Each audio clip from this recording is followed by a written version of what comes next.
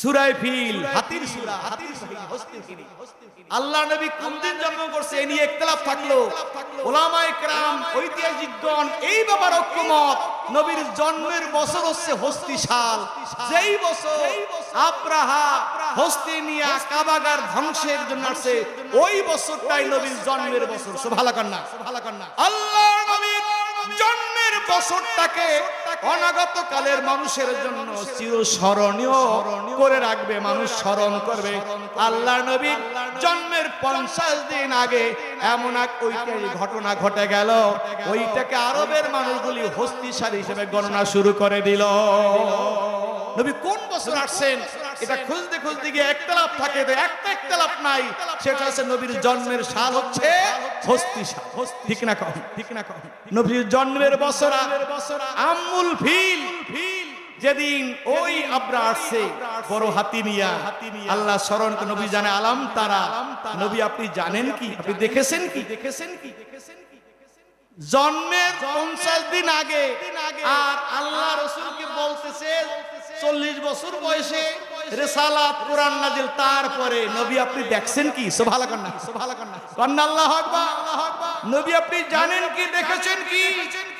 আল্লাহ আবার নিজেই বলে দেয় সেটা হচ্ছে ওই যে ঘটনা, আব্রাহা ছিল বিশাল বাহিনী নিয়ে কাবা ধ্বংসের জন্য। কাবার কাছে আইসা আব্দুল মুত্তালিবকে ডাকে যে মক্কার বড় একজন লিডার আছে, তারে ডাকো, ডাকে নিয়ে এসো, কিছু জিজ্ঞেস করবে। এদিকে আবার তার বাহিনীর কিছু লোক আরবের ওই মক্কার মানুষের কিছু উট ভেড়া বকরি নিয়ে গেছে। আব্দুল মুত্তালিবকে ডাকে, তুমি মক্কার লিডার? বলে হ্যাঁ। আসছো কেন? বলে আসছি তো আমার উটগুলি নিতে আসছি। কিগুলি নিতে আসছি? এখন আব্রাহাকে আশ্চর্য, এতদিন তোমার প্রতি আমার বড় শ্রদ্ধা ছিল, জানতাম তুমি কুরাইশদের বড় একটা লিডার, তুমি হয়তো একটা দাবি দেওয়া করবা, আমিও কিছু বলবো, আর তুমি সেটা বাদ দিয়া চাও, তুমি কেমন লিডার? এবার আব্দুল মুত্তালিব বলে আপনি বিশাল রাজা, কত বাহিনী আপনার সাথে যুদ্ধ করার ইচ্ছা নাই, অস্ত্র নাই, করার দরকারও নাই, কারণ ঘরের মালিক আমি না, উটের মালিক আমি। সুবহানাল্লাহ। এই ঘরের মালিক আমি না, ও বাদশা, এই ঘরের একজন মালিক আছে, এই ঘরের মালিক যে তার ঘর কি সামলাবে ওই মালিক বুঝবে। আমি যেহেতু সামান্য উটের মালিক, উট আমার দরকার, এই জন্য আমি উট চাইতে আসছি। সুবহানাল্লাহ। ঘরের মালিক কে? জোরে কান, ঘরের মালিক কে? বলে ঘরের মালিক আমি না, এটা আমার না, এই ঘরের মালিক আছে, উট আমার, এই জন্য উট আমার দরকার। জোরে কান আল্লাহু আকবার। সময় আর দেরি নাই, আব্রাহা চিন্তা করছে হায় হায় মেঘ আসছে মনে হয় থাকে যাকে, কাছে যখন আসছে আর কিছু না, ছোট্ট ছোট্ট পাখি বুডের সোলার ডাইলের মতো, যেইটা পড়ে কি অ্যাটম বোমা, বিশাল হস্তি বাহিনী, মাথা থেকে পড়ে, পিছন থেকে নারী বুড়ি ফাইরা সব বাইরে। কোন আল্লাহু আকবার। যেটার গায়ে পড়ে সেটা শেষ। আব্রাহা দৌড়ায়, চিৎকার, তার শেষ পর্যন্ত তার চিৎকারে সে কলিজা ফেটে সে কিছু দূর অগ্রসরে সেও মারা গেছে। মারার মালিককে, বাঁচানোর মালিককে, ক্ষমতা কার হাতে? আল্লাহ যদি চায় ছোট্ট আবাবিল পাখি দ্বারাও সব পারে হস্তি বাহিনীকে ধ্বংস করতে। ওই আব্রাহার হস্তি বাহিনী ছোট্ট আবাবিল পাখি দ্বারা যিনি ধ্বংস করেছেন সেই আল্লাহ আছে না নাই? ফেরাউনকে ওই দরিয়ায় সুবাইয়া যিনি মারছেন আছে না নাই? আল্লাহ বলেন ধরি না, ধরলে কিন্তু জোরে কান, ধরি না ধরলে কিন্তু আমার নবীর শান নিয়া মান নিয়া যারাই বেয়াদবি করেছে, দুনিয়া তো তারা লাঞ্ছিত হয়েছে, পরকাল তো তাদের জন্য বাকি আছে। ঠিক না বলেন? আর জোরে কান, ঠিক কিনা? কিন্তু অমুসলিমরাও এমন অনেক আছে নবীর প্রতি শ্রদ্ধা দেখিয়েছে, আল্লাহ তাদের দামি করেছে। ঠিক না বলেন?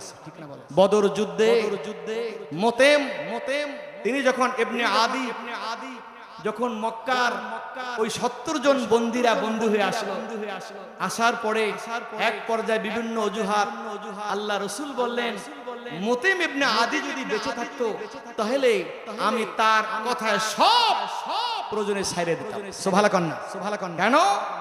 এই মোতেম ইবনে আদি আল্লাহ নবী যখন তায়েফ থেকে ফিরে আসলেন একটা আশা নিয়া, বুক ভরা আশা নিয়া, তায়েফের সাথে এক আত্মীয়তার বন্ধন ছিল। রাসূল মনে করছে মক্কার মানুষরা বোঝে না, এরা পাথরের সাথে পাথর হয়ে গেছে, দিলটা শক্ত হয়ে গেছে, আমি যাই। তায়েফের মানুষরা মনে হয় নরম, ওখানে শস্য শ্যামল জায়গা, ওই মানুষগুলির দিল বড় নরম হবে, আত্মীয়তার বন্ধন আছে, আমি যাই। কিন্তু ফল হলো উল্টা। আল্লাহ নবী যখন তাদের আহ্বান করলেন, ও তায়েফবাসীরা, আমি মুহাম্মদ ছোট্টবেলায় শিশুকালে দুধমা হালিমা তত্ত্বাবধানে এই জমিনে ছিলাম, এই জমিনের সাথে আমার একটা হৃদয় সম্পর্ক আছে, ভালোবাসার দাবি নিয়ে আমি তোমাদের কাছে আসি, তোমরা কালমা পড়ে মুসলমান হও, তোমরা দামি হয়ে যাইবা। ফল হলো উল্টা। ওই তায়েফের মানুষগুলি আমার নবীকে পাগল বলে পাথরের পর আঘাত করলো, আঘাতে আঘাতে নবীকে জর্জরিত করলো। আল্লাহ নবী পাশের পাহাড়ে আশ্রয় নিলেন।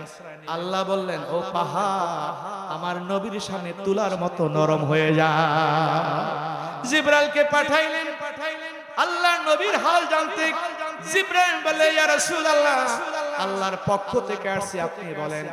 আপনার হুকুম পাইলে তায়েফের গোটা শহরকে আমি উল্টায়া এখানে তাদের নেস্তনাবুদ করে দেব। আল্লাহর নবী, মায়ার নবী, দয়ার নবী, ও জিবরাইল, আমার আল্লাহ তিনি তো সবই জানেন, আমার বলার নাই, তবে আমি চাই আজকে হয়তো তারা বুঝে না, কালকে তারা বুঝবে। এদের যদি তুমি ধ্বংস করে দাও, আমি কার কাছে প্রচার করব? লা ইলাহা ইল্লাল্লাহু মুহাম্মাদুর রাসূলুল্লাহ সাল্লাল্লাহু। আল্লাহ রাসূল যখন ওখান থেকে আসলেন, মক্কায় কে তাকে আশ্রয় দিবে? তখন মুতাইম ইবনে আদি তিনি বললেন, আমি আমার ভাতিজার আশ্রয়দাতা হব। এবং দুই ছেলেকে বললেন, আমি তোমাদের কারো হাতে মুহাম্মদকে ছেড়ে দেব না। তখন মক্কা লিডাররা বলল, মুতাইম ইবনে আদি যখন জিম্মা দিয়েছে, তার জিম্মাদারির মধ্যে আমরা হামলা করার সাহস। বদরের যুদ্ধে যখন বন্দী আসলো, রাসূল বলেন, ওই লোকটা যদি বেঁচে থাকতো, সে যদি সুপারিশ করতো, আমি তার সুপারিশে প্রয়োজনে তামাম বন্দীকে ছেড়ে দিতাম। সুবহানাল্লাহ। অপরদিকে আপনারা জানেন, আল্লাহর নবীর একজন খাদেম ছিল, ইহুদি যুবক। কি যুবক? জোরে কান, কি ছিল? অনেক খাদেম ছিল, এর মধ্যে অমুসলিম এক যুবক ইহুদি ছিল। সে নবীর খাদেম ছিল, নবীর খেদমত করত। নবী যখন মসজিদ তো তার জুতা ঠিক করত, সে তো নামাজ পড়তো না, নবীর ব্যাগ দেখতো। অনেকদিন নবী দেখে যুবক দেখা যায় না। সাহাবী জিজ্ঞেস করছে, আমার যুবক খাদেমটা কোথায়? তাকে তো দেখা যায় না। সাহাবের হুজুর, আপনার যুবক খাদেম একটু অসুস্থ আছে। রাসূল বললেন, কেন তোমরা আগে বললে না? খাদেম অসুস্থ, আমাকে বলা উচিত ছিল। চলো, দেরিতে হলো, যাই, খাদেমকে দেখতে যেতে হবে। আল্লাহর নবী সঙ্গী সাহাবীদের নিয়ে তার যুবক খাদেমের বাড়ির দিকে রওনা হলেন। কিন্তু নবী তার বাড়িতে আসো, ওই যুবকের বাবা পছন্দ করতো না। এমনকি নবীর দরবারে আসা যাওয়া করতো, এটাও বাবা পছন্দ। কিন্তু তারপরও যুবক ছেলে যায়, বাবা কত আর বাধা দিবে। আজকে যখন নবী সাহাবীদের নিয়ে আসছেন, বাবা আর বসা, বাধা দেওয়ার কিছু নাই। কারণ একখানা হাদিস আছে, নবীকে আল্লাহ এমন একটা রোগ দিয়েছে, 1 মাসের দূরত্বে নবীর নাম শুনলে কজ্জের মধ্যে ভয় তৈরি হয়। ঠিক না? বাধা দাও দূরের কথা, নবী আসবে, বসার জায়গার ব্যবস্থা করলেন। যুবক শোয়া আসে বিছানায়, পাশে নবী বসলেন, বাবা পাশে দাঁড়ানো। এবার যুবকের বিরহাল অবস্থা দেখে এক পর্যায়ে নবী বলেন, যুবক তুমি কালমা পড়ে মুসলমান হয়ে যাও, তুমি পড়ো লা ইলাহা ইল্লাল্লাহু মুহাম্মাদুর রাসূলুল্লাহ। আল্লাহর নবী এতদিন পর্যন্ত যুবককে ডাইরেক্ট এমন কথা আগে বলে নাই। আজকে এই বিছানায় সজ্জিত অবস্থায় যুবকের শিয়রে বসে আল্লাহর নবী বললেন, যুবক তুমি কালমা পড়ো। এ পর্যায়ে যুবক নবীর চেহারার দিকে তাকায়, আবার পাশে দাঁড়ানো বাবার দিকে তাকায়, আবার নবীর চেহারার দিকে তাকায়, বাবা পাশে দাঁড়ানো বাবা কি বলে। এক পর্যায়ে বাবা বলে, আর ছেলেকে বলে, সন্তান আমার দিকে তাকানোর দরকার নাই, মুহাম্মদ যা বলে সেটাই তুমি শুনে না। জোরে কন্যা সুবহানাল্লাহ। এ আমার যুবক সন্তান, আমার দিকে তাকানোর দরকার নাই, আল্লাহ নবী মুহাম্মদ যা বলে তুমি তার কথাই শোনো। যুবক আর দেরি করে না, সাথে সাথে পড়ে না লা ইলাহা ইল্লাল্লাহ মুহাম্মাদুর। যুবক কালমা পড়ো, কালমা জবান থেকে বের হলো, কালমা পড়া শেষ, যুবকের দেহ থেকে প্রাণবায়ু বের হয়ে গেল। কালমা পড়া শেষ হয়ে গেল, যুবক ইন্তেকাল করলো। আল্লাহর নবী বলে সাহাবীরা যাও যাও, এই যুবককে নিয়ে যাও, গোসলের ব্যবস্থা করো, যুবকের জানাজা হবে। যুবক আর ইহুদি না, যুবক মুসলমান হয়ে গেছে। জোরে কোন সুবহানাল্লাহ, জোরে কোন সুবহানাল্লাহ। সাহাবায়ে কেরামের বিধানা গোনা এতদিন যুবক খেদমত করলো, কিছু বললো না। আজকে অবস্থায় কালমা হলো, আবার জবান থেকে কালমা শেষ, প্রাণ বের হয়ে গেল, বুঝলাম না। আল্লাহ রাসূল বলে তোমরা জানো না, আমি যখন যুবকের কাছে আসলাম, যুবকের শিয়রে বসি আমি কেমন যেন দেখি আজরাইল মালাকুল মউত ওই যুবকের শিয়রের কাছে হাজির হয়ে গেছে। আমার বুঝতে বাকি রইল না, আমার মনে ধীর হয়ে গেল, এই যুবকের সময় নাই, এখনই হয়তো তার প্রাণবায়ু বের হয়ে যাবে। কিন্তু আমি চিন্তা করলাম, এই যুবক তো আমার খেদমত করেছে, কিয়ামতের ময়দানে আল্লাহর দরবারে আসামি হয়ে যুবক যদি বলে পরওয়ারদিগার কিছু পারি না, আখিরি জামানার পয়গাম্বর তোমার দোস্ত তোমার হাবিবের আমি একজন নবান্ন যুবক খাদেম ছিলাম। ওই দিন যদি যুবক আমার খেদমতের কথা বলার ঈমান যদি না থাকে, আমি নবী তাকে সুপারিশ করব না। যার কারণে কিয়ামতের ময়দানে আমার খেদমত সামান্য দিন হচ্ছে, এই খাদেম যাতে কাফের হইয়া আল্লাহর দরবারে আসামি হইয়া না যায়, এজন্য আমি তার শেষ অবস্থায় কালমার বাণীটুকু পড়াইয়া মুসলমান হইয়া ঈমান নিয়া কবরে গেল। এই কালমার উসিলা দিয়া কিয়ামতের ময়দানে আমি আল্লাহর দরবারে তার জন্য সুপারিশ করব। জোরে কন্যা সুবহানাল্লাহ। নবীর শানে, নবীর খেদমতে, নবীর মহব্বত দিলের মধ্যে রাখলে লাভ না ক্ষতি, লাভ না ক্ষতি। এ ভাই, একটা ইহুদি যুবক যদি নবীর সোহবতে, নবীর সংস্পর্শে, নবীর খেদমত, নবীর প্রতি ভালোবাসার উসিলায় ঈমানের এত স্বাদ পাইয়া কবরবাসী হতে পারে। আজকে মুসলমান হইয়া যদি আমল আমাদের কম থাকে, যদি নবীর মহব্বতের টাকা জেনে সামনে অগ্রসর হই, হেদায়েত দিবে কে? হেদায়েত দিবে কে? হেদায়েত মানুষের হাতে না। আবু তালেব নবীর চাচা ছিল, অনেক খেদমত করেছে। ইন্তেকালের সময় নবী গিয়েছিলেন বাড়ি, কিন্তু পিছে পিছে আবু জেহেলও চলছে, কারণ আবু তালেব অসুস্থ। এই অবস্থায় যদি মুহাম্মদ আবার তাকে দুর্বল করে কালমা পড়ায় মুসলমান বানিয়ে দেয়, আবু তালেব তো মক্কার একজন লিডার, সে মুসলমান হলে তো আমরা দুর্বল হব।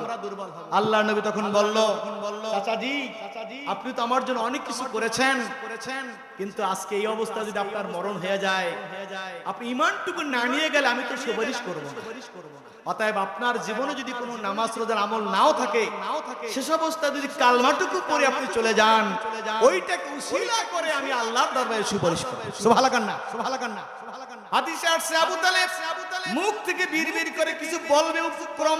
ইতিমধ্যে আবু জেহেল বলে, আবু তালেব সাবধান হও, ভাতিজার কথায় দুর্বল হইও না।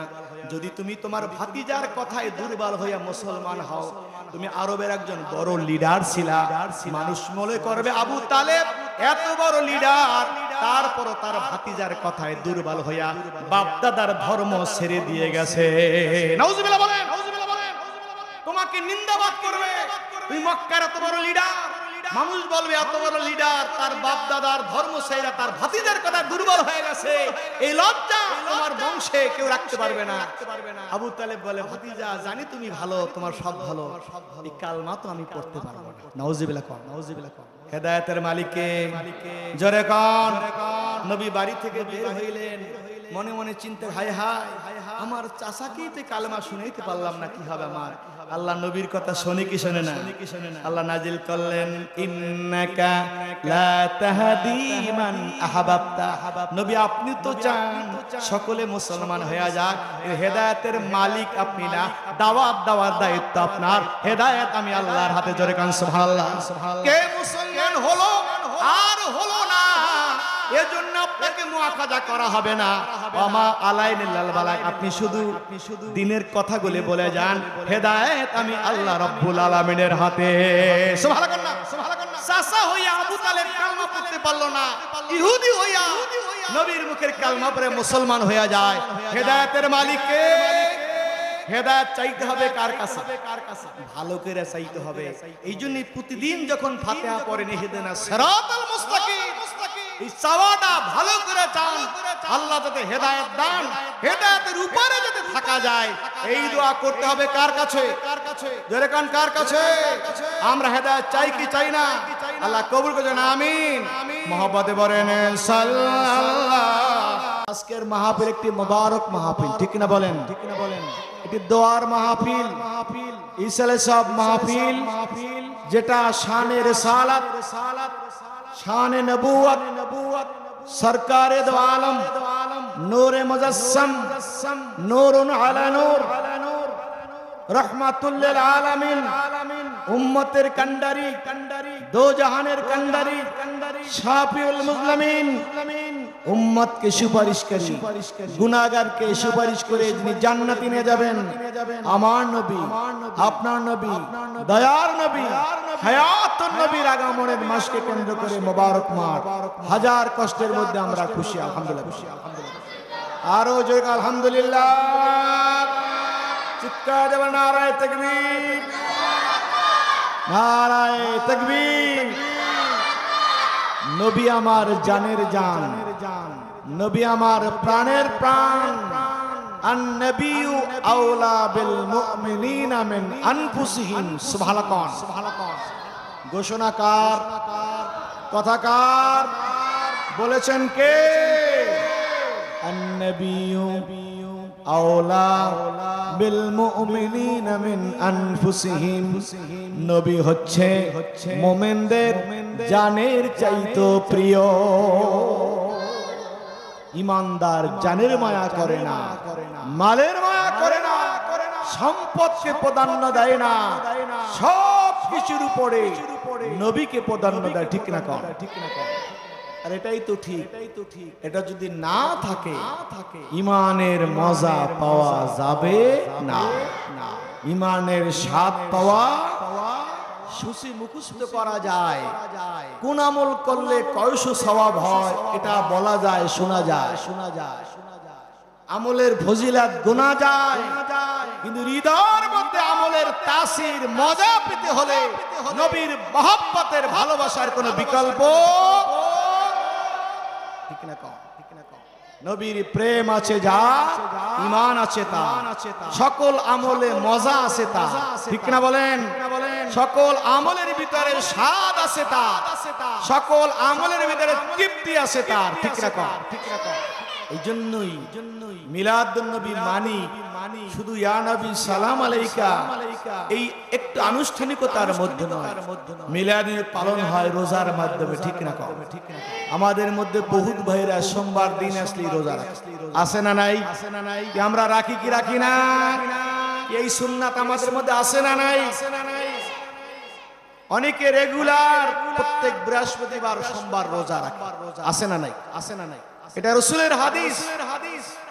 বিশেষ করে মুসলিম শরীফের দ্বিতীয় খণ্ডে আবু কাতাদা থেকে বর্ণিত হাদিস, রাসূলকে প্রশ্ন করা হয়েছে, সোমবার দিন আপনি কেন রোজা রাখেন? রাসূল বললেন, ফিহি উলিদতু অফিউনজিল আলাইয়াল কোরআন। এদিন আমি রোজা রাখি কেন জানো? এই দিন আমার বেলাদাত শরীফ হয়েছে। সুবহানাল্লাহ। নবী জামান আগমন করেছে, নবী আল্লাহ পাকের শুকরিয়া আদায় করে নিজের জন্মদিনকে স্মরণ করে রোজা রাখে, নবীর উম্মতরাও রোজা রাখে, ঠিক না? কোন আমরাও যারা রাখি, রাখার চেষ্টা করবই, করব না? নবীর সুন্নাতের উপরে থাকতে চাই কে কে? আরেকবার নারায়ে তাকবীর, নারায়ে তাকবীর। আজকে এই মোবারক মোতাবারক অনুষ্ঠান আমাদের জন্য বড় বরকতের, আবার ইসালে সওয়াব। আল্লাহু আকবার বল, ইসালে সওয়াব।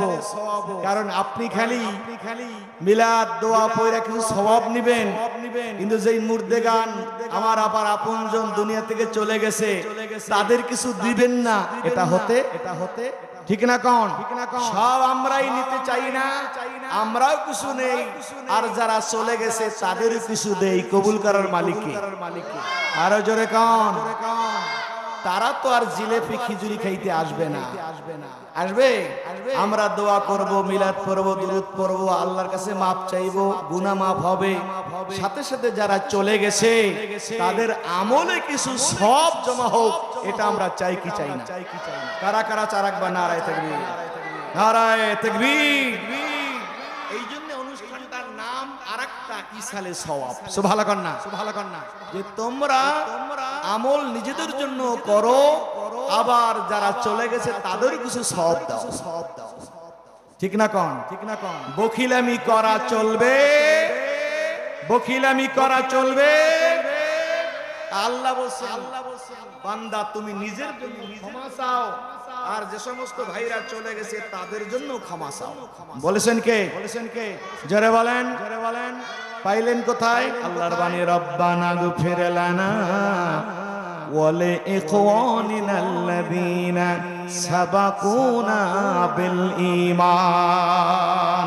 জোরে কান আল্লাহু আকবার, আরো জোরে কান মারহাবা। এই আয়াত, এই দোয়া শিখিয়ে দিলেন কে?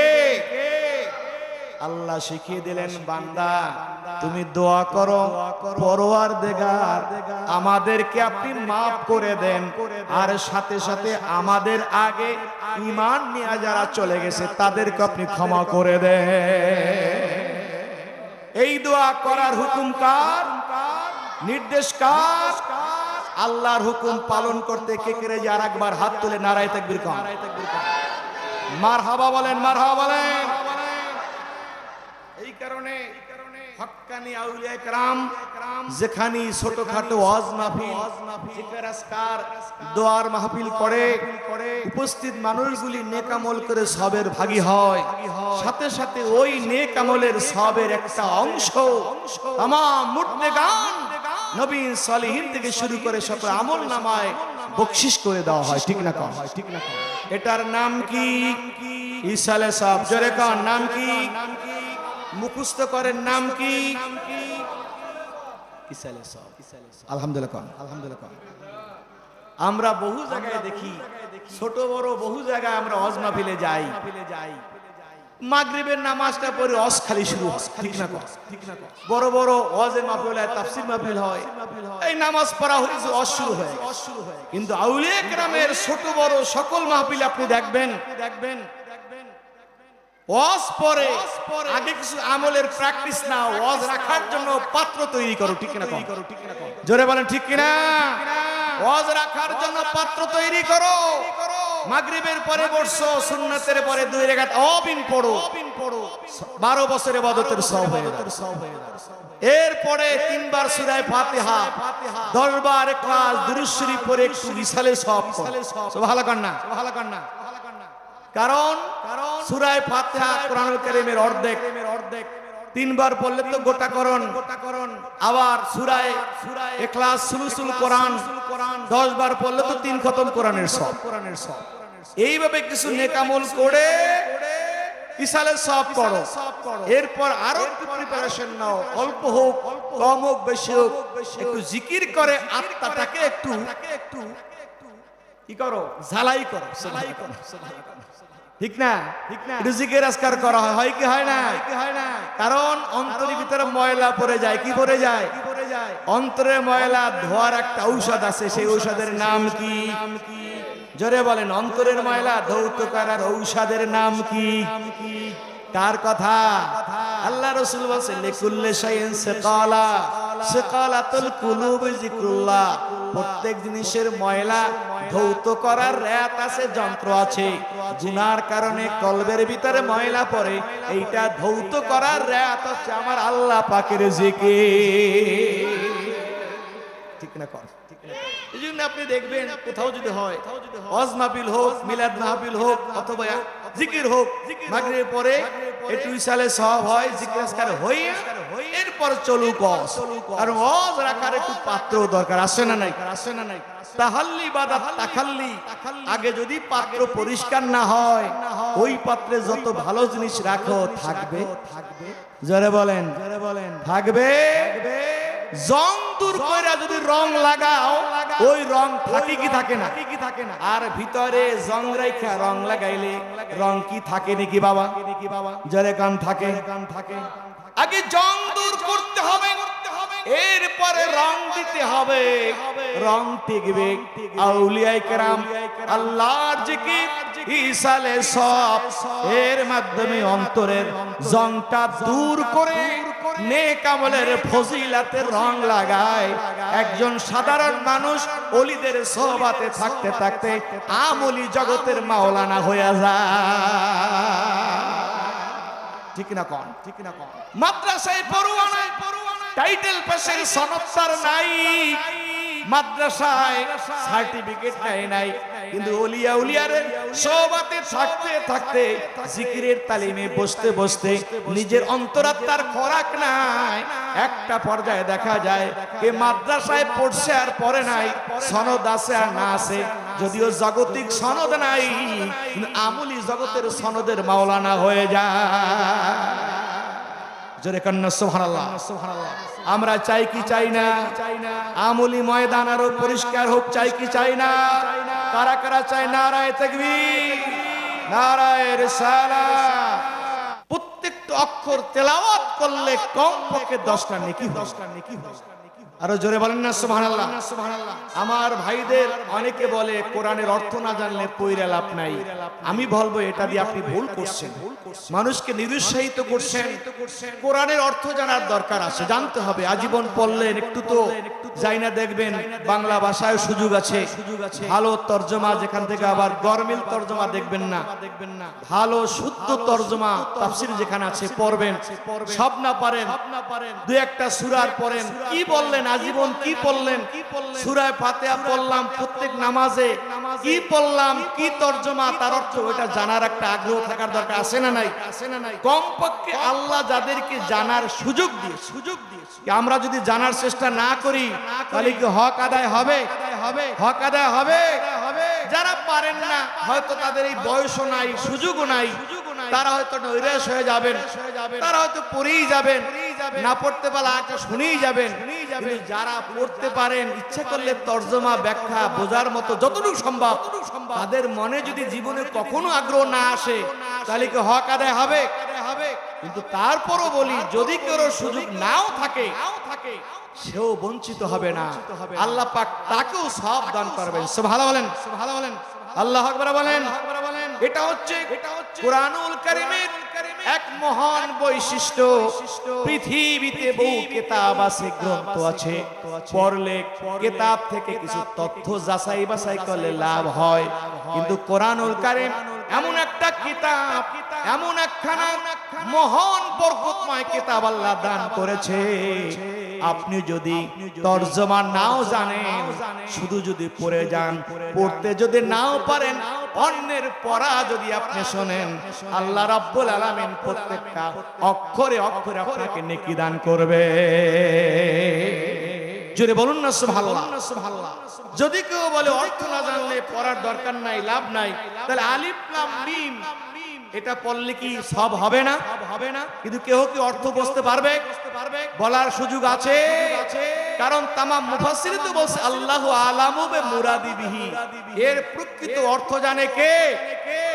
কিন্তু তারপর রাসূল বলছে মান কারা হরফাম মিনাল কোরআন ফালাহু আশরু আমসালিহা, লা আকুলু আলিফ লাম মিম হরফুন বল আলিফুন হরফুন লামুন হরফুন মিমুন হরফুন।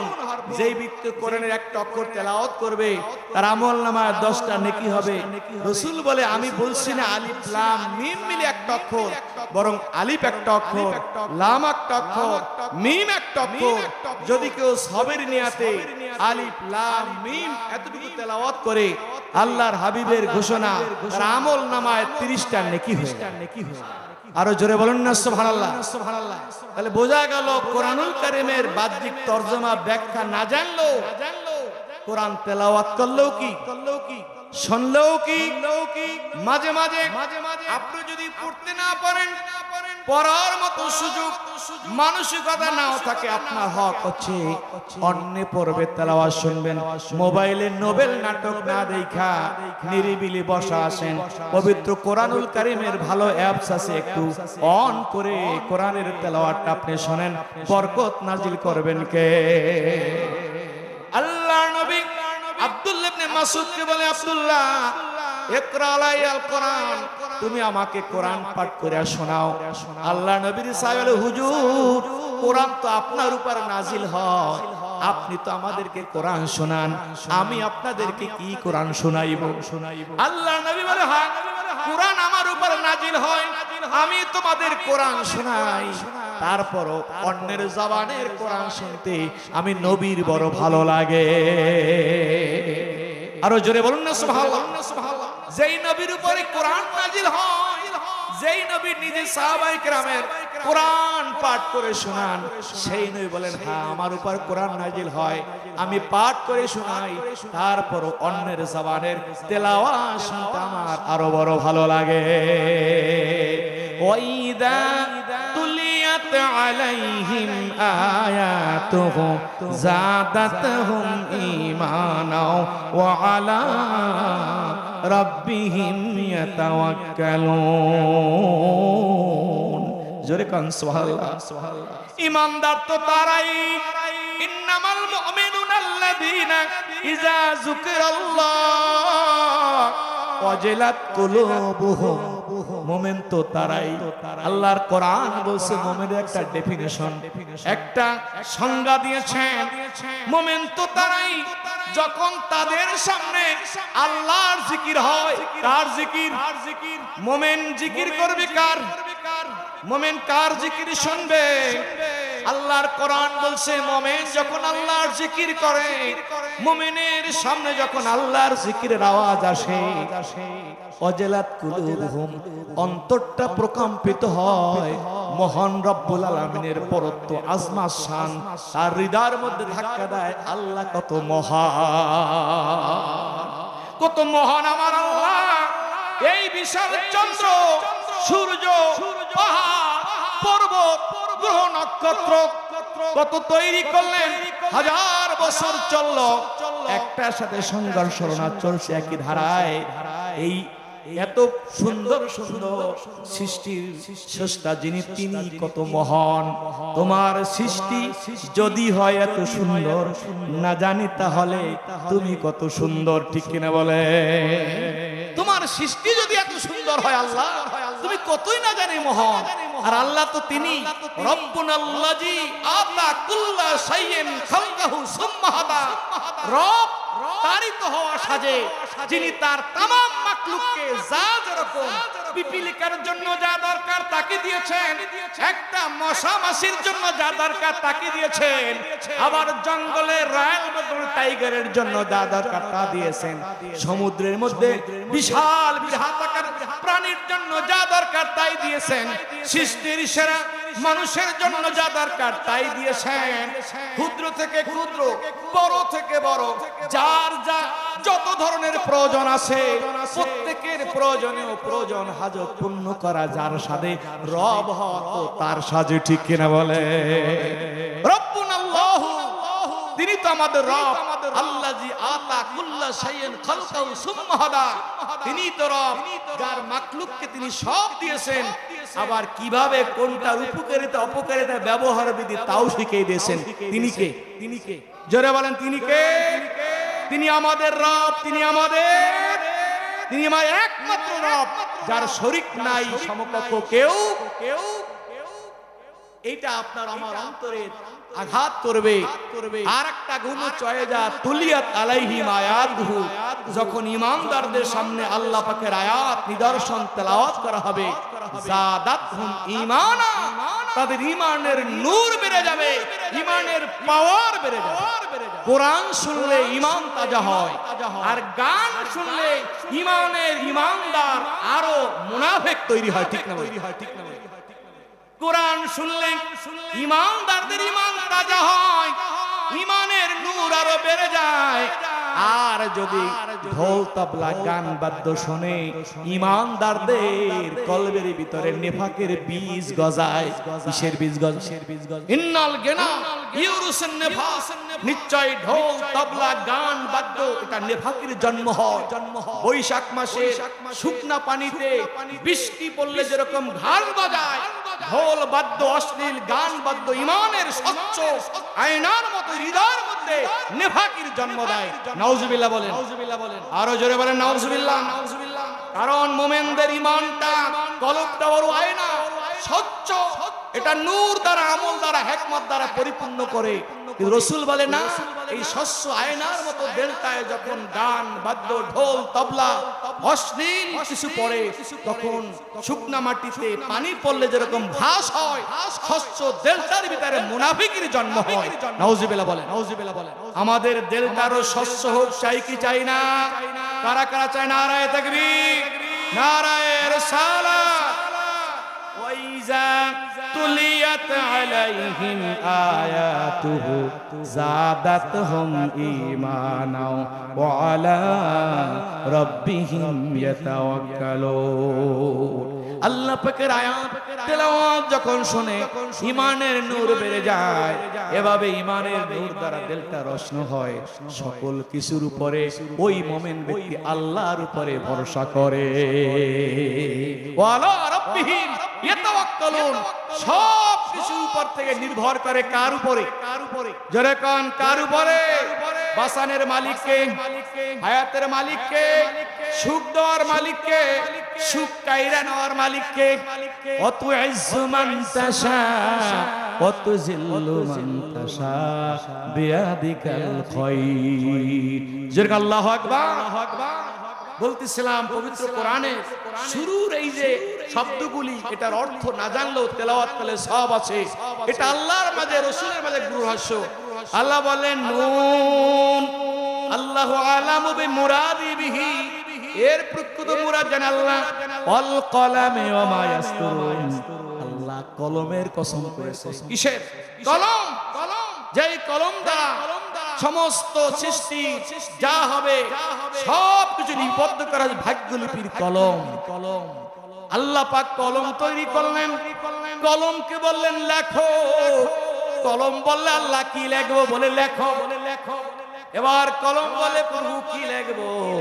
আল্লাহ লিখে দাও গলাবাত রহমাতি আলা গদাবি। জোরে কান সুবহানাল্লাহ। কলম বলে আমি কি লিখবো? বলে তুমি লেখো। আল্লাহ বলেন কলম লেখো। কলম বলে কি লিখবো? আল্লাহ বলে লিখে দাও আমি আল্লাহর রাগের উপরে, আমি আল্লাহর রহমতটা বিজয় হয়ে গেছে। গলাবাত রহমাতি আলা গদাবি, আমার গদবের উপরে, রাগের উপরে, গুসার উপরে আমি আল্লাহর রহমত এটা গালেব হয়ে গেছে। সুবহানাল্লাহ বলেন না? আল্লাহর রহমত বেশি না কম? খালি একটু কায়দা করে চাইতে পারলি হয়। সুবহানাল্লাহ। আমরা চাইতে জানি না, আর চাওয়ার চেষ্টাও করি না। আর একদল ভাইরা আছে চাওয়াটাকে প্রয়োজনই মনে করেন। আছে না নাই? কি একটা ট্র্যাডিশন শুরু হয়ে গেছে আমাদের দেশে, আগে দেখি নাই। ফরজ নামাজের সালাম ফিরিতে দেরি নাই, মুসল্লিদের যে কত ব্যস্ত, বাইরে বাইরে গল্প গুজব করে, কিন্তু নামাজের পরে একটু হাত তুলে মোনাজাত করে ইমাম সাহেবের সাথে, সেই ধৈর্যটুকু আমাদের অনেক ভাইর হয় না। আছে না নাই? এটা নতুন ট্র্যাডিশন। কারণ কিছু ভাইরা আমাদেরকে শিখিয়েছে যে মোনাজাতের দরকার নাই। মোনাজাতে চাই কার কাছে? জোরে কান, কার কাছে? ইমাম বুখারী রাহমাতুল্লাহ আলাইহি তার হাদিসের মধ্যে একটা অধ্যায় আছেন কিতাবুদ দাওয়াত, দোয়ার অধ্যায়। সুবহানাল্লাহ। কিসের অধ্যায়? দোয়ার অধ্যায় আছে।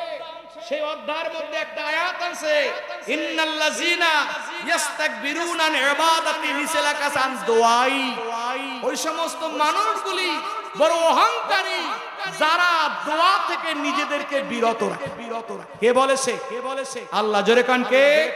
আল্লাহ বলেন যারা দোয়া করে না, দোয়া থেকে আমি আল্লাহর কাছে চাওয়া থেকে নিজেকে অমুহ মনে করে, তাকাব্বুরি, সে হচ্ছে অহংকারী, তাকাব্বুরি। আমরা কি মুতাকাব্বির হব না বিনয়ী হব? জোরে কান, আমরা কি তাকাব্বুরি করব না বিনয়ী হব?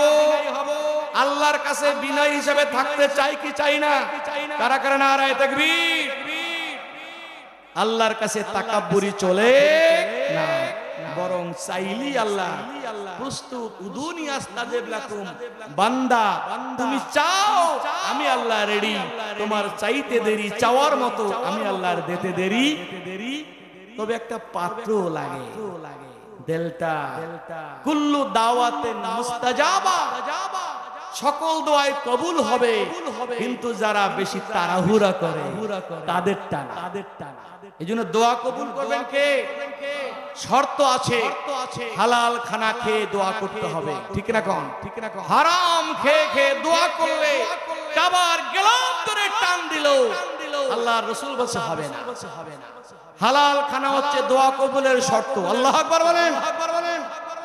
মুসলিম শরীফের হাদিস, আল্লাহ রাসূল নসিহত করতেছেন সাহাবায়ে কেরাম, আন্নাহু আলাইহিস সালাতু ওয়াস সালাম যাকারা রাসূলা আশআস আগবারা, এক ব্যক্তির উল্লেখ করলেন যেই ব্যক্তি নিজেকে বড় আবেদ মনে করে, সারা দেশ ঘুরে, চুলগুলি উস্কো খুস্কো, গাটা, চেহারা মলিন, এই ক্লান্ত অবস্থায় ওই মুসাফিরের মতো লোকটা ইয়ামুদ্দি আদাইহে, হাতটা বাড়াইয়া দিয়ে কয় ইয়া রাব্বি ইয়া রাব্বি, মাতামু হারামুন মাশরাবু হারামুন মালবাসু হারামুন অগুজিয়া বিল হারামে ফাকাইফা ইস্তাজাবু, রাওয়াহু মুসলিম।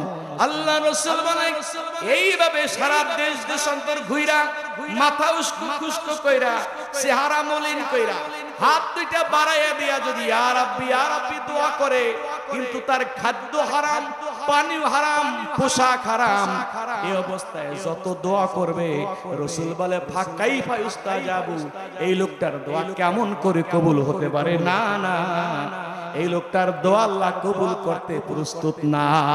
আল্লাহু আকবার বলেন। কারণ তার খাদ্য হারাম, পানিও হারাম, পোশাক হারাম, আয় হারাম, গায়ে হারাম, এই লোকটার দোয়া কবুল হতে পারে। আর যদি হালাল খাদ্যকে দোয়া করে কবুল করবে কে? আল্লাহ বলেন উদুনি আস্তাজিব লাকুম। এইজন্য দোয়া করতে হবে কার কাছে? জোরে কান, কবুল করবেন কে? চাওয়ার মতো চাইতে জানলে আল্লাহ ফিরাইয়া দেয় না। উদুনি আস্তাজিব লাকুম, দোয়া করব আল্লাহর কাছে দিবে কে? আল্লাহর দরবারে কোনো খালি টান বাজেট ঘাটতি নাই। সব কিছু বাজেট আল্লাহ আগেই করে দিয়েছেন। সুবহানাল্লাহ বলেন না? আমাদের এই নূতন সংস্কৃতি বের হয়ে আসতে হবে। ফরজ নামাজের পরে দ্রুত বের হয়ে যাওয়া থেকে বের হওয়া দরকার। কতকে বোঝে না, দেখে দেখে বাইরে। অথচ হাদিসে আছে যেই দোয়াটা ফরজ নামাজের পরে করা হয়, ওই দোয়াটা অতি দ্রুত আল্লাহ রাব্বুল আলামিন কবুল করে নেয়। রাসূল প্রশ্ন করছে রাসূলের কাছে, সাহাবায়ে কেরাম আইয়ুদ দুআয়ে আসমাউ, কোন দোয়া আল্লাহ অতি তাড়াতাড়ি শুনে? রাসূল বলেছে জাওফিল লাইল দুবুরুস সালাতিল মাকতুবা, গভীর রজনীর দোয়া আর ফরজ নামাজের পরে যেই দোয়া করা হয় ওই দোয়াটা আল্লাহ আমার দ্রুত শুনে। সুবহানাল্লাহ বলেন না? কি বাইর হয়ে যাইবেন তাড়াতাড়ি না দোয়া করবেন? কার কাছে করবেন? চাইবেন কার কাছে? ইসালে সব চলবে কি চলবে না? দোয়া চলবে কি চলবে না? ওয়াল কলামে ওয়া মা ইয়াসতুরুন, কলমের কসম করে বলছেন এবং কলম যা লেখে। শুরুতেই কলম লেখলো, কলম বলে কি লিখবো? আল্লাহ লিখে দাও গলাবাত রহমাতি আলা গাদাবি, আমার গজবের উপর আমার রহমত গালিব হয়ে গেছে। বান্দা যদি আমি আল্লাহ থেকে রহমত চায় নিতে পারে, হাজার গুনাহ করে করে বান্দা যদি আমার দরবারে তওবা করে, আমি আল্লাহ বান্দার তওবা কবুল করতে রাজি আছি। গুনাহ করেছে, তওবা করবে কার কাছে? আল্লাহ কলমের কসম করে কলমকে লিখে দিলেন, বান্দার কাজ হচ্ছে হতে পারে গুনাহ, কিন্তু মাপ চাও, আমি আল্লাহ কবুল করে নেব। সুবহানাল্লাহ করেন না? মা আনতা বিনিয়ামাতে রাব্বিকা বিমাজনুন। আরবের মানুষগুলি বলতো মুহাম্মদ তুমি কেমন নবী, এটা পাগল। নাউজুবিল্লাহ খান কি বলতো, কি বলতো, কি বলতো, কি বলতো মুহাম্মদকে কেন মানবে, সে তো পাগল, বাপ দাদার ধর্ম বোঝে না, এত সুন্দর সম্ভ্রান্ত মানুষগুলি যা বলে তা বোঝে না। মক্কার কবি সাহিত্যিক বুদ্ধিজীবীরা কত সুন্দর কথা কয়, কত কবিতা লেখে, কত প্রেম কাহিনী লেখে, এগুলি বোঝে না, সে নতুন নতুন কথা বলে, সে একটা পাগল। নাউজুবিল্লাহ বলেন, নাউজুবিল্লাহ বলেন। নবীর কথার জবাব দেয় কে? জোরে বলেন, নবীর কথার জবাব দেয় কে? কারণ নবুয়ত দেওয়া আর না দেওয়া কোনো মানুষের ভোটাভুটির ব্যাপার না। নবুয়ত দেয় কে? জোরে কার নবুয়ত দেয় কে? যখন মক্কার কাফেররা নবীকে নিয়ে সমালোচনা শুরু করলো, নবীর পক্ষে জবাব দিলেন কে? যেমন পবিত্র কোরআনের সূরা ইয়াসিনের মধ্যে আছে, যে সূরা ইয়াসিন একবার পাঠ করলে 10 খতম কোরআনের সওয়াব হয়। আল্লাহ বলেন ইয়াসিন ওয়াল কোরআনিল হাকিম ইন্নাকা লামিনাল মুরসালিন আলা সিরাতিম মুস্তাকিম। আল্লাহ পাক পবিত্র কোরআনের কসম করে বললেন, মক্কার কাফেররা যখন বলল মুহাম্মদ লাস্তা মুরসালান, তুমি নবী হও না, নবী কেমন করে হও? তোমার বাপ নাই, মা ছিল তাও চলে গেছে, তোমার কোনো সম্পদ নাই। মক্কার কত ধনী ধনী সম্ভ্রান্ত মানুষ আছে, সম্পদশালী মানুষ আছে। মক্কার সালিসি ব্যবস্থা, বিবাদ মীমাংসা আমরা করি, যদি নবী হওয়ার দরকার আমাদেরই তো নবী হওয়া লাগে, তুমি কেমনে নবী হও? নাউজুবিল্লাহ বলেন, নাউজুবিল্লাহ বলেন। লাস্তা মুরসালান, তুমি কেমনে নবী হও? তোমার টাকা নাই, পয়সা নাই, ধন নাই, জন নাই, কোন সালিসি ব্যবস্থা, লিডারশিপ তোমার নাই, তুমি কেমনে হও? লাস্তা মুরসালান, তুমি নবী হইতে পারো না, তোমার মধ্যে নবী হওয়ার যোগ্যতা নাই। নাউজুবিল্লাহ বলেন। কে নবী হওয়ার যোগ্য, কে নবী হওয়ার যোগ্য না, এই ফয়সালা কার হাতে? জোরে কান্না, কার হাতে? কারণ নবী কারো ভোটে নির্বাচিত হয় না, দুনিয়ার মানুষের ইলেকশন সিলেকশনে নবুয়ত নির্বাচিত হয় না। কে নবী হবে এটার সিদ্ধান্ত কার হাতে? কার হাতে? জোরে কোন, জোরে কোন। तमाम পৃথিবীর মানুষ একত্রিত হয়ে যদি বলে একজন নবী বানাবো, সেল মারো ভাই, সেল মারো, নবী বানানোর সেল মারো, নবী কি হইবে? নবী কি হইবে? সম্ভব? সম্ভব? সম্ভব? নবী দায়িত্ব কার? আল্লাহ বলেন ইন্নাকা লামিনাল মুরসালিন, নবী গো আবু জেহেল, উতবা, সাইবা, মক্কার কাফের লিডারদের ওদের কথায় কারণ নবুয়ত আসে না, যায় না, কাকে নবী বানাবো আর বানাবো না এই সিদ্ধান্ত ওদের না, নবিয়তের দায়িত্ব আমি আল্লাহ দেই। আমি আল্লাহ কসম করে বললাম নিশ্চয় আপনি রাসূলগণের অন্তর্ভুক্ত। জোরে কান সুবহানাল্লাহ। আলা সিরাতিম মুস্তাকিম, আপনি নিশ্চয় নিশ্চয় সরল সঠিক পথের উপরে আছে। আপনি হতোদ্যম হয়েন না, ওদের কথায় আপনি মন দুর্বল করেন না, আপনি স্থির থাকুন, আপনাকে বিজয় করার দায়িত্ব আমি আল্লাহর। সুবহানাল্লাহ, সুবহানাল্লাহ। নবীদেরকে বিজয় দান করে কে? হুয়াল্লাযী আরসালা রাসূলাহু বিল হুদা ওয়া দীনিল হক লিইয়ুযহিরাহু আলা দীনি কুল্লিহি ওয়ালাউ কারিহাল মুশরিকুন। কোন কাফের মুশরিকরা বেজার হোক আর না হোক, নবী এবং নবীওয়ালাদের বিজয় দান করবে কে? জোরে কান্না কে? ঠিক এই সূরায়ে আল কালাম যেটা আমি শুরুতে তেলাওয়াত করেছি, মক্কার কাফেররা বলতো যে এ তো পাগল। নাউজুবিল্লাহ কর, নাউজুবিল্লাহ কর। আল্লাহ কসম করে বললেন মান্তা বিনিমাতি রাব্বিকা বিমাজনুন, নবুয়তের নিয়ামত কোন পাগলকে আল্লাহ দেয় না। নবুয়তের মহান নিয়ামত, মাখলুকাতের সেরা নিয়ামত, নবুয়তের নিয়ামত। সুবহানাল্লাহ, সুবহানাল্লাহ। মাখলুকাতের সেরা নিয়ামত কি? জোরে কোন, এই মাখলুকের সেরা মানুষ কারা? পাইলেন কোথায়? কোরআন পড়েন।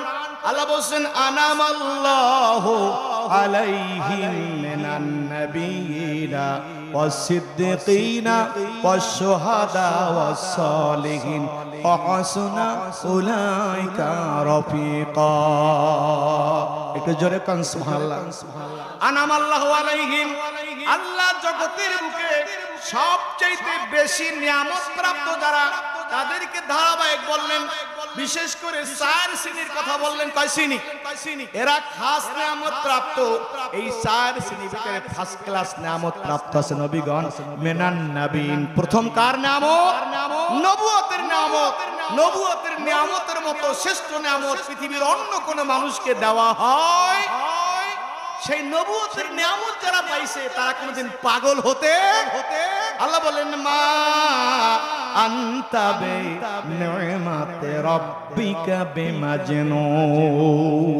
সুবহানাল্লাহ বলেন না সুবহানাল্লাহ বলেন না আমি আল্লাহ কোন পাগল অবুজকে নবুয়ত দেই না নিশ্চয় আপনি নবুয়তের নিয়ামত পেয়েছেন এই যুগের না গোটা যুগের জন্য গোটা সবার জন্য শ্রেষ্ঠ तमाम সৃষ্টির সেরা तमाम নবীদের নবী সাইয়্যিদুল মুরসালিন হচ্ছে নবী মুহাম্মদুর রাসূলুল্লাহ ওয়া ইন্না লাকাল আজরান গায়রা মামনুন অতএব আল্লাহ আপনাকে সম্মান মর্যাদা যা দিবে যেটা হিসাব করে শেষ করা যাবে নগদ যা দিয়েছি তো দিয়েছি পরকাল আরো সুন্দর সুবহানাল্লাহ সুবহানাল্লাহ ওয়ালাল আখিরাতু খায়রুল লাকা মিনাল উলা জোরে কান্না সুবহানাল্লাহ ওয়ালাল আখিরাতু খায়রুল লাকা মিনাল উলা হাবিব আপনি চিন্তিত হয়েন না কাফের বেঈমানদের সমালোচনায় তাদের কষ্টে আপনি নিজেকে দুর্বল মনে করেন না দুনিয়াতে আপনাকে নিয়ামত দ্বারা যতটুকু ভরপুর করে দিয়েছি নিশ্চয়ই এটার চাইতে ভবিষ্যৎ আরো বেশি বড় মহান হবে দুনিয়ার জগতের চাইতে পরবর্তী জগৎটা আরো আরো বড় নিয়ামত দ্বারা ভরপুর করে দেওয়া হবে জোরে কান সুবহানাল্লাহ এই কারণে রাসূল বলেছে মামাতি খায়রুল লাকুম মিন হায়াতি আমার জীবদ্দশার চাইতে ইন্তেকালের পরবর্তী অবস্থা তোমাদের জন্য আরো কল্যাণকর জোরে কান সুবহানাল্লাহ জীবদ্দশায় নবী সশরীরে এক জায়গায় আসেন সাহাবায়ে কেরামের ইন্তেকালের পরে আল্লাহর নবীকে আরো পাওয়ার দিয়েছে পৃথিবীর যেই প্রান্ত থেকে নবীর উম্মতরা নবীকে সালাম দেয় একসাথে কোটি মানুষ সালাম দিলে আল্লাহর নবীর পক্ষ থেকে কোটি মানুষের সালামের জবাব চলে আসে সুবহানাল্লাহ সুবহানাল্লাহ আল্লাহু আকবার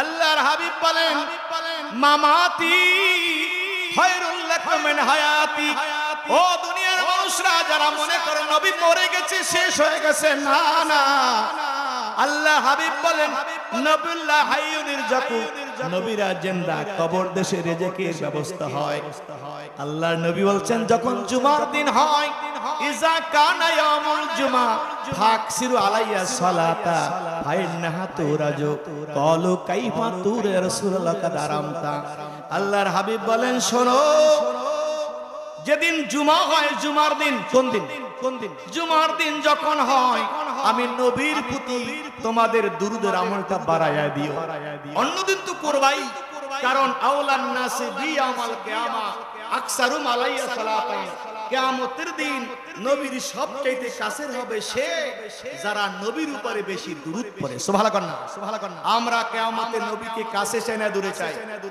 দারাজ কণ্ঠে বলেন কাছে না দূরে কারা কাছে চাই একবার নারায়ে তাকবীর নারায়ে রিসালাত নবীকে কাছে চাই নবীকে দেখতে চাই নবীর হাতের কাউসার চাই নবীর সুপারিশে জান্নাতে যেতে চাই ঠিক না বলেন আর নবী তো রেখে দিয়েছেন আমাদের জন্য সুবহানাল্লাহ লিকুল্লি নবিয়িন দাওয়াতুন দাআ বিহা ফাস্তুজিবা ওয়া জাআলতু দাওয়াতি শাফাআতান লি উম্মতি ইয়াউমাল কিয়ামা মারহাবা বলেন আল্লাহর হাবিব বলেন শোনো পৃথিবীতে तमाम নবীদেরকে একটা খাস দোয়া দিয়েছেন আল্লাহ নবীরা সেই দোয়াটা দুনিয়ায় করেছেন দোয়ার ফসলটা দুনিয়ায় তারা পেয়েছেন আমি নবী আমার খাস দোয়াটা দুনিয়ায় করি নাই, আমার জন্য আল্লাহ সুযোগটা দিয়েছেন, দোয়া করার কবুলও করবেন বলে দিয়েছেন, ওইটা আমার গুনাহগার উম্মতের সুপারিশের জন্য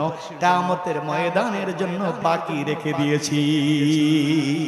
ওয়াজালতু দাওয়াতি শাফাআতান উম্মতি ইয়াওমাল কিয়ামah, কিয়ামতের ময়দানে আমার উম্মত যেদিন আসামি হয়ে আল্লাহ পাকের দরবারে হাজির হবে, আমি নবী সেই দিন ওই সুপারিশের দোয়া নিয়ে হাজির হব। আল্লাহ নবী বলবেন, মালিক প্রভু গো, তুমি না বলেছো ওয়ালা সাউফা ইউতিকা রাব্বুকা ফাতারদা, হাবিব আপনি চিন্তা করেন না, অতি সত্বর আপনাকে এমন জিনিস দান করব যাতে আপনি খুশি হয়ে যাইবেন। রাসূল বলে, পরওয়ারদিগার আমি খুশি হব না যতক্ষণ পর্যন্ত আমার তামাম উম্মতের জান্নাতের ফয়সালা না হবে, ততক্ষণ আমি খুশি হব না। জোরে কন্না সুবহানাল্লাহ, আল্লাহু আকবার। ওয়ালা সাউফা ইউতিকা রাব্বুকা ফাতারদা, হাবিব আপনি চিন্তা করেন না, আল্লাহ আপনাকে এমন জিনিস দান করবে আপনি খুশি হয়ে যাইবেন। আমার নবী ততক্ষণ খুশি হবে না নবীর উম্মতের জান্নাতের ফয়সালা না হলে। আপনার আমার জন্য দোয়াটা বাকি রাখছেন, আজকে সেই নবীর সম্মান বলতে আপনার এত কৃপণতা, এত বখিলামি, বাবার গান গান, ভাইয়ের গান গান, মামু খালুর কত গান গান, আর নবীর গান গাইতে আপনার মাসালা আছে, আপনার মাসলানে আপনি থাকেন, আমরা নবীর গান গেয়েই যাব, ঠিক কিনা বলেন? আমরা চাই কি চাই না? কারা কারা চাই? নারায়ে তাকবীর, নারায়ে রিসালাত। আমার ভাইয়েরা, আল্লামা বুসুরি যিনি একটা কাসিদার বই লিখেছেন, কাসিদায়ে বোরদা, নাম কি? কাসিদায়ে বোরদা। এই কাসিদা লেখার কারণে কত সমালোচক সমালোচনা করেছে। তিনি কবিতার ফাঁকে একটা কবিতা লিখেছেন আর বলে দিয়েছেন, আমার মরার পরে এই কবিতা দুইটা লাইন দুইটা আমার কবরের সামনে লিখে দিয়ে। লাইন দুটোর অর্থ ছিল, তোমরা যারা আমায় নিন্দা করো ওহে নিন্দুক ভাই, জিয়া দেখো নবী প্রেম ছাড়া কোনো দোষ আমার না। তোমরা যারা নিন্দা করো ওহে নিন্দুক ভাই, খুঁজিয়া দেখো নবীর প্রেম ছাড়া কোনো দোষ নাই। দোষ আমার আছে একটা, কয়টা? আমার দোষ নাই তা বলি না, একটা দোষ আছে, সেটা কি? নবীর প্রেম। সেটা কি? নবীর প্রেমের দোষ যদি হয়, এটা যদি দোষ হয়, এই দোষটা আপনার নিতে রাজি কি রাজি না? কথা বলেন, নিতে রাজি কি রাজি না? নবীর প্রেম যদি দোষ হয়, নবীর ভালোবাসা যদি দোষ হয়, এই দোষে तमाम আশিকি আউলিয়ারা নবীর প্রেমিকরা রাজি, ঠিক কিনা বলেন? কারা রাজি? নারায়ে তাকবীর, নারায়ে রিসালাত। ওয়াইসা আজ দিন ইমা ই কদর দা নিমো বস দিন মায়েশকে মুহাম্মদ হুব্বে ও ঈমানে মা। শ্রী ফতে আলী কত সুন্দর করে বললেন, আমি ফতে আলী আমার ঈমান, আমার আমল বলতে এতটুকু শুধু জানি, নবীর প্রেম ভালোবাসা আমার ঈমান, নবীর ইশক আমার দ্বীন। আমার মধ্যে নবীর প্রেম আছে তো দ্বীন আছে, আমার মধ্যে নবীর ভালোবাসা আছে, ঈমান আছে। নবীর প্রেম নাই, আমি মনে করি ঈমানও নাই। নবীর প্রেম আছে, আমি ঈমানের দাবিদার। জোরে কান সুবহানাল্লাহ। যেই ফতে আলীর অবস্থা ছিল এমন, যখনই নবীর শানে দুরূদ পড়তো নবীর মোলাকাত হয়ে যেত। আর জোরে কান সুবহানাল্লাহ। অতএব আল্লাহ বললেন, নবী গো, ওরা আপনাকে পাগল বলতে পারে, আসে যায় না, আমি আল্লাহ সাক্ষ্য দিচ্ছি আপনি নবুয়তের উপরে হিরো আছেন। সুবহানাল্লাহ কোন, সুবহানাল্লাহ কোন। ওয়া ইন্না লাকা লা আজরান গায়রা মামনুন, আপনার কোনো পাওনা তাদের কাছে লাগবে না, আমি আল্লাহ আপনার জন্য পরপারে দুনিয়াতে বহুত পাওনা রেখে দিয়েছি। ইন্নাকা লাআলা খুলুকিন আযীম। ওদের কোনো সমালোচনা কান দেবেন না, আমি আল্লাহ সার্টিফাই করেছি নিশ্চয় আপনি মহান চরিত্রের উপরে সুপ্রতিষ্ঠিত। সুবহানাল্লাহ, সুবহানাল্লাহ। আপনি খুলুকে আযীম, মহান চরিত্রে প্রতিষ্ঠিত। আল্লাহ মহান। আল্লাহ কি? আল্লাহ কি? কথা বলেন, আল্লাহ কি?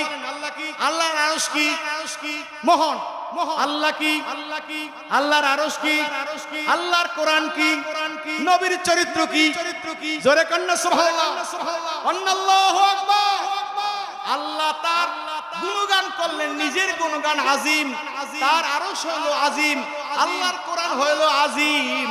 যেই গুণে আল্লাহ নিজেকে গুণান্বিত করছে, যেই গুণে তার আরশকে গুণান্বিত করেছে, যেই গুণে যেই মর্যাদা তার কোরআনকে গুণান্বিত করেছে, সেই আল্লাহ তার বন্ধুর চরিত্রকে বললেন ইন্নাকা লাআলা খুলুকিন আযীম। জোরে কান সুবহানাল্লাহ। আল্লাহ আযীম, কোরআন আযীম, আরশ আযীম, নবীর চরিত্রটা হচ্ছে মহান আযীম। জোরে কান সুবহানাল্লাহ।